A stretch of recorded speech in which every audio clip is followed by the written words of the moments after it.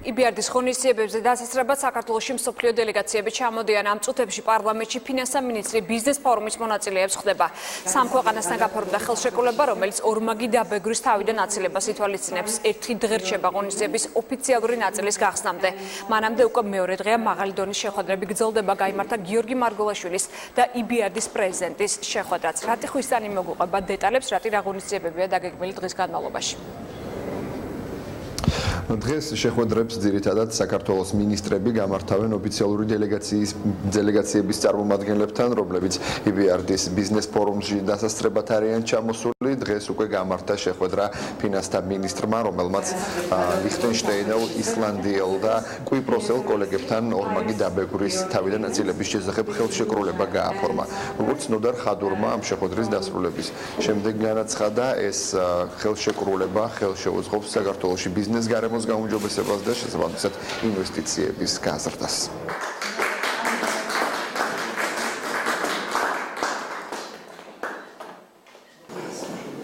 შეხვედრის მნიშვნელობაზე როცა ვსაუბრობდით, ერთ-ერთი მნიშვნელოვანი ფაქტორი იყო ის, რომ იქნებოდა ახალი შესაძლებლობები ქართული ბიზნესისათვის, ისევე როგორც ახალი შესაძლებლობები საქართველოში ინვესტირებისათვის და ერთ-ერთი ამის გამოვლენაა ის სამი ხელშეკრულება, რომელსაც დღეს ხელი მოეწერება, ეს არის ისლანდიასთან, კვიპროსთან და ლიხტენშტეინთან ორმაგი დაბეგვრის თავიდან აცილების შესახებ. ეს არის დამატებითი გარანტიები იმის, რომ ჩვენი ქვეყანა იქნება გახსნილი ამ ქვეყნიდან უცხოელებისათვის, უცხოელი ინვესტორებისათვის და მათ ექნება დამატებითი გარანტიები საგადასახადო კანონმდებლობის თვალსაზრისით. მანამდე კი პრეზიდენტის რეზიდენციაში გიორგი მარგველაშვილმა შეხვედრა EBRD-ის პრეზიდენტთან გამართა. ნახევარსაათიანი შეხვედრის დასრულების შემდეგ მხარეებმა მნიშვნელობაზე ისაუბრეს, რაც აქვს საქართველოში EBRD-ის ბიზნეს ფორუმის გამართვას.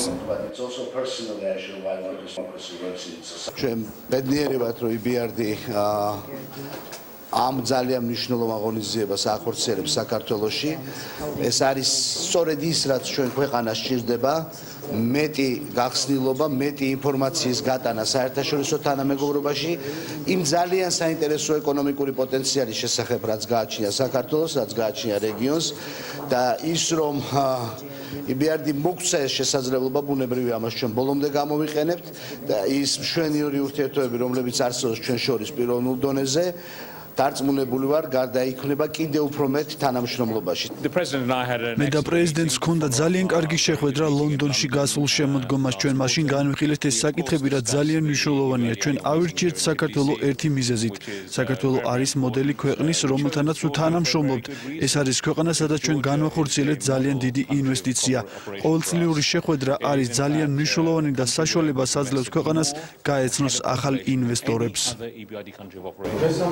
პარლამენტის თბილისის შენობაში შეხვედრებს მაღალი დონის დელეგაციებთან, ფინანსთა მინისტრის გარდა ენერგეტიკისა და ეკონომიკის მინისტრებიც გამართავენ. EBRD-ის ყოველწლიური შეხვედრის და ბიზნეს ფორუმის ოფიციალური ნაწილი კი ხვალ დაიწყება. მადლობა რატი ხვისანი საუბრობდა მოამბის პირდაპირ ეთერში.